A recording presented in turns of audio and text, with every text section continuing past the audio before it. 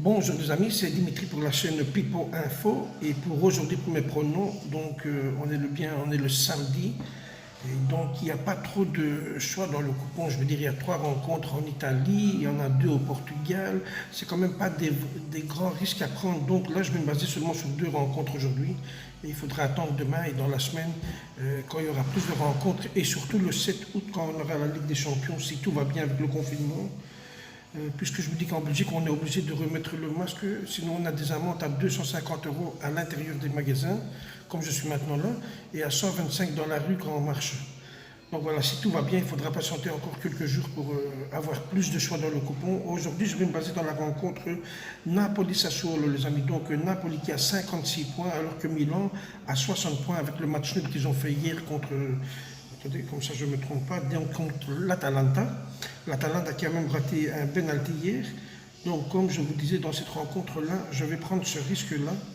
Puisque si maintenant aujourd'hui Napoli ne gagne pas contre Sassuolo, donc mathématiquement il restera 2 semaines et Milan aura un grand avantage pour être qualifié pour l'Europa League.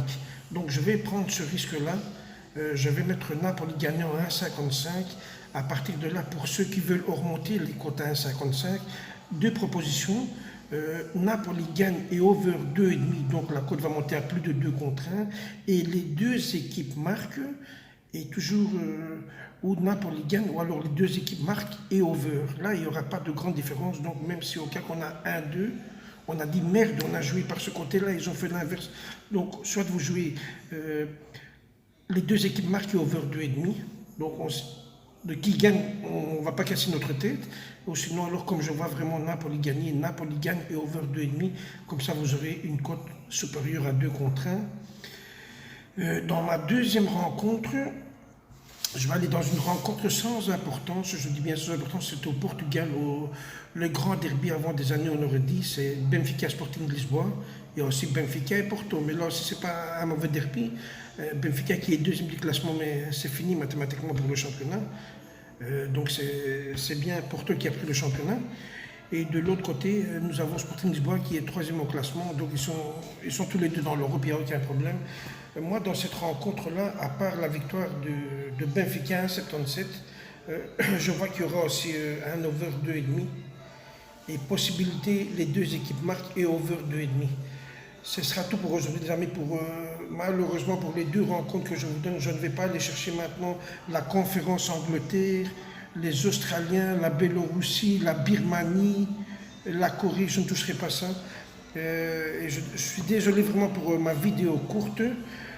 Dans un combiné maintenant, puisqu'on a vu que quand même sur les 6 combinés, j'en ai raté qu'un. C'est pas mauvais. Donc je prendrai bien le risque de Napoli à 1,55 et dans la rencontre de Porto Sporting Lisboa, on va jouer carrément l'over, comme ça on va monter à une cote plus ou moins de 3 contre 1. Donc comme je l'ai dit, ce sera tout pour aujourd'hui. On se retrouve pour demain pour une nouvelle vidéo dans les paris sportifs. Demain dimanche, il y aura plus de choix. Je pourrais vous donner plus de rencontres, peut-être 6-7 rencontres.